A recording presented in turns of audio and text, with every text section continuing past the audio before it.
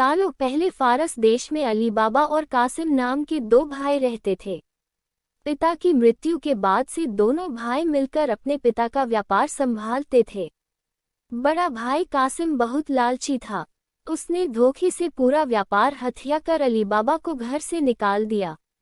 इसके बाद अली बाबा किसी बस्ती में जाकर अपनी पत्नी के साथ झोपड़ी में गरीबी की जिंदगी व्यतीत करने लगा।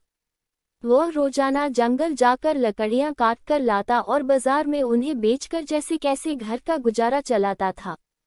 एक दिन अली बाबा ने जंगल में लकड़ी काटते समय 40 घुड़सवार को वहां आते हुए देखा। सभी घुड़सवार के पास धन की पोटली और खंजर थे। ये देखकर वह समझ गया था कि ये सभी चोर हैं। अली बाबा एक पेड़ के पीछे छिपकर उन्हें देखने लगा। तभी सभी घुड़सवार एक पहाड़ के पास जाकर खड़े हो गए। तभी चोरों के सरदार ने पहाड़ी के सामने खड़े होकर बोला, खुल जा सिम सिम। इसके बाद पहाड़ में से एक गुफा का दरवाजा खुला। सारे घुड़सवार उस गुफा के अंदर चले गए। अंदर जाकर उन्होंने बोला, बंद हो जा सिम सिम, और गुफा का द्वार बंद हो गया। ये देख अली बाबा दंग रह गया। कुछ देर बाद वो दरवाजा फिर से खुला और उसमें से वो सभी घुड़सवार निकले और वहां से रवाना हो गए। अली बाबा ये जानने को बेताब हो गया कि आखिर इस गुफा में क्या है और वो सब यहाँ क्या कर रहे थे। इसके बाद उसने गुफा में जाने का फैसला किया। वह उस पहाड़ के सामने गया और बार बार चोरों के सरदार के शब्द बोलने लगा, खुल जा सिम सिम, खुल जा सिम सिम। गुफा का दरवाजा खुल गया। अली बाबा गुफा के अंदर गया और उसने देखा कि वहां सोने की गिन्नियां, अशिफियां, गहने आदि रखे थे। चारों तरफ खजाना ही खजाना था।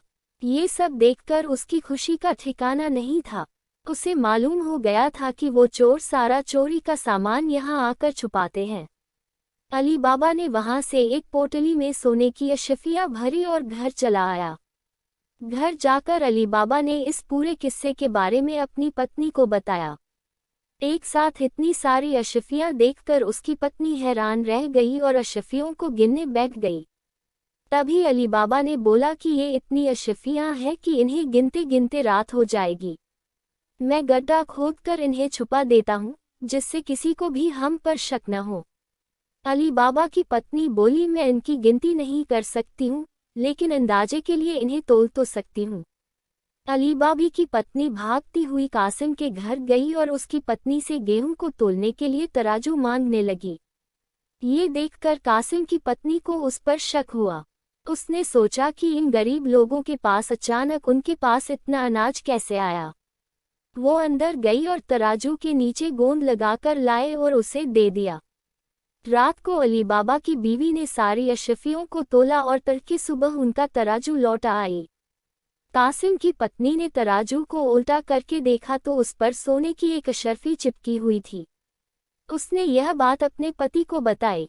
कासिम और उसकी पत्नी यह जानकर जलभून गए। दोनों को रात भर नींद नहीं आई।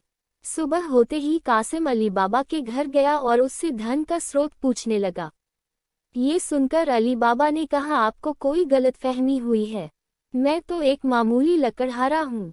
कासिम ने बोला कि तुम्हारी बीवी कल हमारे घर से अशरफियों को तोलने के लिए तराजू लेकर गई थी। ये देखो, ये अशरफी तराजू पर चिपकी मिली है। सब सच बताओ, नहीं तो मैं सबको बता दूंगा कि तुमने चोरी की है। ये सुनकर अली बाबा ने सच सच सारी कहानी बता दी। कासिम के मन में लालच आ गया। उसने खजाना हथियाने का प्लान बनाया और अगले दिन गुफा पहुंच गया। वह अपने साथ एक गधा भी लेकर गया ताकि वह उस पर खजाना लाद कर ला सके। गुफा के सामने पहुंचकर उसने अली बाबा ने जैसे बताया था वैसे ही किया। उसके खुल जा सिम सिम बोलते ही गुफा का दरवाजा खुल गया। अंदर पहुंचकर चारों तरफ खजाना देखकर वह भौचक्का रह गया।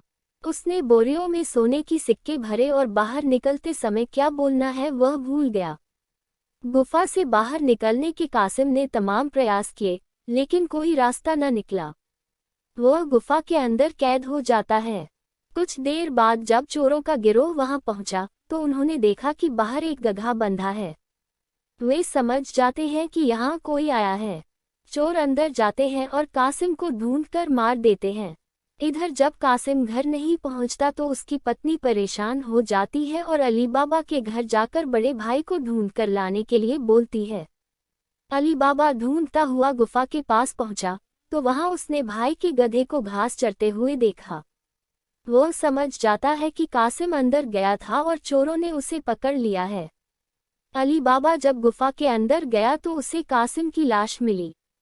अली बाबा लाश को घर लाता है और बिना किसी को बताए प्राकृतिक मौत घोषित करके उसका अंतिम संस्कार कर देता है।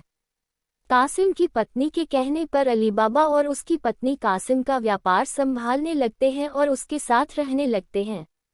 वहीं जब चोर गुफा में आते हैं और कासिम की लाश नहीं देखते तो समझ जाते हैं कि खजाने का राज किसी और को भी पता है। वो गांव में जाकर पता लगाते हैं कि कुछ दिनों में किसके घर में मौत हुई है। चोरों को अली बाबा का घर मिल जाता है। चोर ने उसके घर के बाहर क्रॉस का निशान लगा दिया जिससे रात के समय उन्हें उसका घर समझने में आसानी हो। वहीं अली बाबा ने जब अपने घर के बाहर क्रॉस का निशान देखा तो वह समझ गया कि चोरों ने घर का पता लगा लिया है। उसने वैसा ही निशान सबके घर के बाहर लगा दिया।